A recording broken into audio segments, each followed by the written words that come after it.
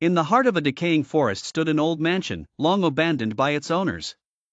Legends whispered among nearby villagers spoke of a curse that tainted the grounds, driving fear into the hearts of those who dared to wander too close. One stormy evening, a group of 5 friends ventured out to the mansion, eager to explore its haunted corridors despite the warnings they had heard. As they stepped inside, the air grew colder, and an uneasy feeling washed over them. The group consisted of Emily, a skeptical journalist, Mark, a history enthusiast, Linda, a thrill-seeker, Jack, an amateur paranormal investigator, and Sarah, who possessed a mysterious sensitivity to the supernatural. The rain pounded against the windows as they moved deeper into the mansion, its once grand halls now filled with shadows and sinister echoes. Emily led the way, flashlight in hand, as they ascended the creaking staircase. On the second floor, they came across a locked door. Jack, eager to prove the presence of spirits, managed to pick the lock, revealing a dusty study untouched by time. They entered cautiously, the flickering beam of their flashlight scanning the room. A portrait hung above the fireplace, its eyes seemingly following their every move. Mark's curiosity got the best of him, and he reached up to touch the frame.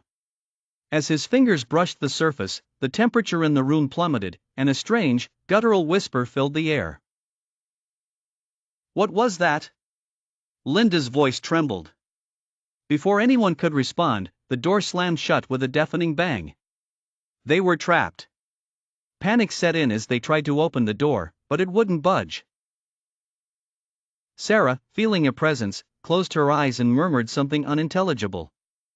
Suddenly, the whispering intensified, and the portrait's eyes glowed eerily. Emily and Mark tried to force the door open while Linda backed into a corner, paralyzed with fear. Jack aimed his camera at the portrait, hoping to capture evidence of the supernatural, but the device suddenly malfunctioned, its screen displaying only static. "We need to get out of here." Sarah's voice broke through the chaos.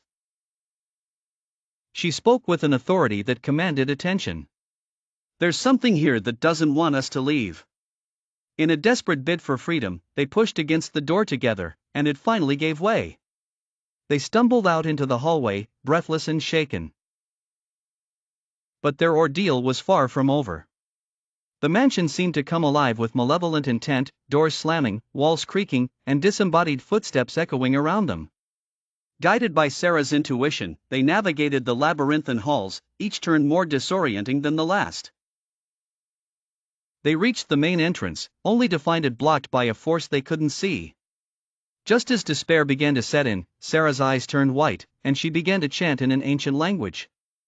The air vibrated with energy, and a spectral figure materialized before them. The friends watched in terrified awe as the ghostly apparition extended a skeletal hand toward Sarah. There was a blinding flash of light, and then silence. When they opened their eyes, they found themselves outside the mansion, the storm clouds parting to reveal a moonlit sky. The ancient curse had been lifted. Scarred but alive, they vowed never to speak of the night's horrors again, leaving the mansion to crumble into oblivion, haunted only by the echoes of their terror.